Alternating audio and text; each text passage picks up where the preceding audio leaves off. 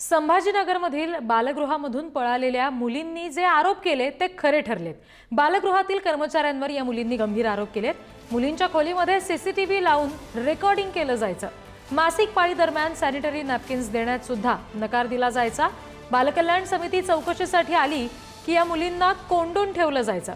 बालगृहाच्या nurse केअरटेकरसह चौघांवर या प्रकरणामध्ये गुन्हा दाखल झालाय। पोलिसांनी 3 महिला कर्मचाऱ्यांना अटक केली आहे। या सगळ्या संदर्भात मुलींनी नेमके काय आरोप केलेले होते बघूया। मुलींच्या राहत्या खोलीमध्ये सीसीटीव्ही लावून रेकॉर्डिंग केलं जायचं। सोबत राहणाऱ्या मुलींना समलैंगिक म्हणून हिणवलं जायचं। मुलींनी मागणी करूनही शिक्षण घेण्यास नकार दिला जायचा।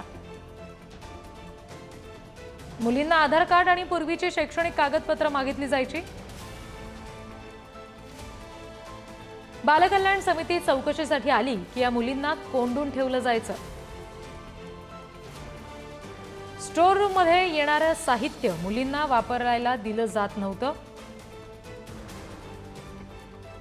अगदी कमी साहित्यामध्ये राहण्याची ताकीद या मुलींना दिली जायची।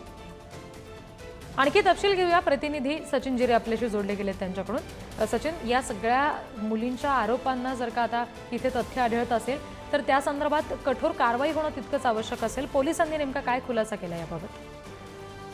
रिती, हा सर्व जे गंभीर आरोप झाले होते त्यानंतर पोलिसांकडून 3 महिला अधिकाऱ्यांची चौकशी समिती नेमण्यात आली होती। त्याच समितीने या बालगृहामध्ये जाऊन सर्व मुलींशी वैयक्तिक भेट घेतली आणि त्यांच्याकडून सर्व प्रकार जाणून घेतल्यानंतर अनेक धक्कादायक बाबी आहेत त्या समोर आलेल्या आहे। आणि त्यानंतर आता या अहवालानंतर छावणी पोलीस ठाण्यामध्ये या केअरटेकर असेल, नर्स असेल, सहाय्यक अधीक्षिका असेल, अशा चौघांवरती गुन्हा दाखल करण्यात आलेला आहे। त्यामधील 3घांना देखील अटक देखील करण्यात आलेला आहे। आणि या सर्व प्रकारानंतर हा जो अहवाल आहे आता शासनाला पाठवला जाणार आहे, महिला बाल कल्याण समितीला पाठवला जाणार आहे।